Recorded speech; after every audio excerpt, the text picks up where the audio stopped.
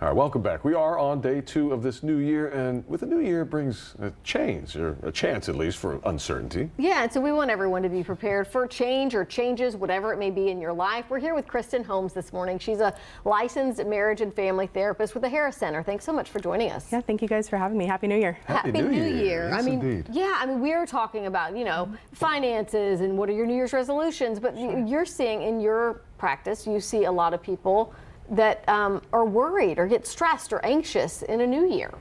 Like, Absolutely. why? You know, I think the new year brings a lot of change for everybody, right? We look at how the past year went. Everybody's working to, like, let's have a better new year, new me. And so, but with change comes uncertainty. Things like job change, if your insurance starts over, even new positive changes, happy changes, stressful. If you have a job or a baby.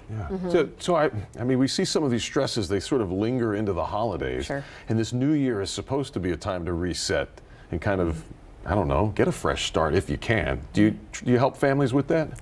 Absolutely. You know, at the Harris Center, we work very hard to help our families transition out of Christmas time, which can be very stressful for a lot of families, and into the new year. And so when we work with families, we look at what are the positive ways in which we can make change going forward.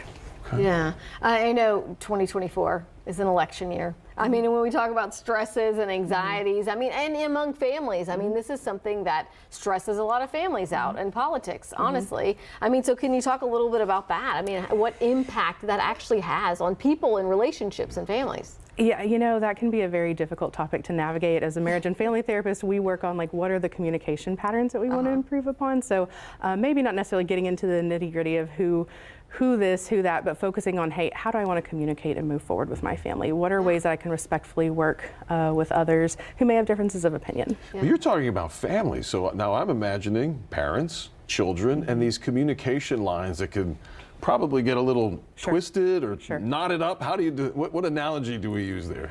Really, I just suggest that families get on each other's level. If you have a small child, I've got a 3-year-old, and so I really have to get on his level and say, I know you're upset right now. You may not understand this, but this is the direction that we're going, and give some options that are age appropriate.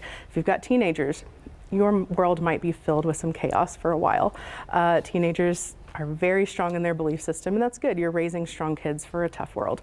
But I really encourage people to kind of get on each other's level and work to move forward in a positive direction. Yeah, I mean, and getting on people's level, I mean, mindset, whether you are that teenager or whether you're the parent or the grandparent who you know, has specific things in mind, that this is the way things should be. I mean, can you talk a little bit about embracing change? I mean, and how do you encourage people to embrace change when, you know, they may have be very stubborn, I guess. I'm not talking about any one person. Not calling out anybody, no names. But yeah, when we're looking at embracing change, I think the first thing we have to do is make peace with our past. Now, that's easier said than done. I would encourage people, if you're really struggling to kind of overcome some of those roadblocks from last year, get with a good therapist. At the Harris Center, we can connect you with therapists all over the community or within the center. But thinking about how we're going to progress, not perfection. Okay, and so it's easy to look at social media and think, gosh, everybody has it perfect. I can scroll my timeline and go, man, these people have it all together and I'm bombing it. But looking for every day some progress rather than perfections in our outcome. And then be prepared to pivot. Okay, I love plan A. Plan A is my favorite, but if plan A doesn't work out, I've got plan B and plan C that I'm okay with too. Those are all in my wheelhouse. And so I think when you're looking at trying to develop ways to pivot around the holidays and after, having those plans in place will allow you that mental flexibility. Is it different for an individual than it is when a family's involved and you're dealing with relationships now as opposed to one person's relationship with themselves or whatever? Sure, yeah. Individual therapy is very much focused on that one person and their growth and their mindset. And so you might focus on what is my individual goal. But as a family, I have to keep the entire family's goal in mind. So really, when I work with a family or a couple, that couple or that family is my client, not just individual family members. Yeah. I mean, that is really interesting. I mean, and talking about for the individual and the stresses, when you mentioned social media and we're talking about New Year's resolutions, you could see how that would be stressful for somebody if they're like, okay, I want that.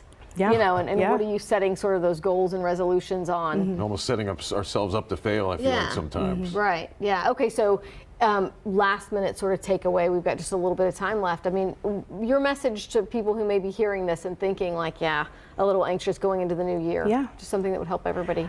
Going into the new year, I think really focusing on what is it that I want to achieve? How do I become my best self? When we focus on ourselves, all those pieces fall into place. We become a better spouse, a better mom, a better dad, a better friend. So I would encourage people that if you're at the place where you're like, man, I don't have any more bounce back in me, I am tired, I am downtrodden, reach out for some hope and get some help. At the Harris Center, we have a ton of resources. People can go to theharriscenter.org to get started. We also have a crisis line that's available 24 hours a day, 365 days a year, and those folks are awesome that answer the phones. Or you can text 988. I know we have a generation that's all about texting. Yeah. And so really making sure that you're putting yourself, invest in yourself as a priority, because you can't give from an empty cup. Yeah, Okay. 988 is what they can Yes, text. 988 is what they can text. Kristen Holmes, thank you so much.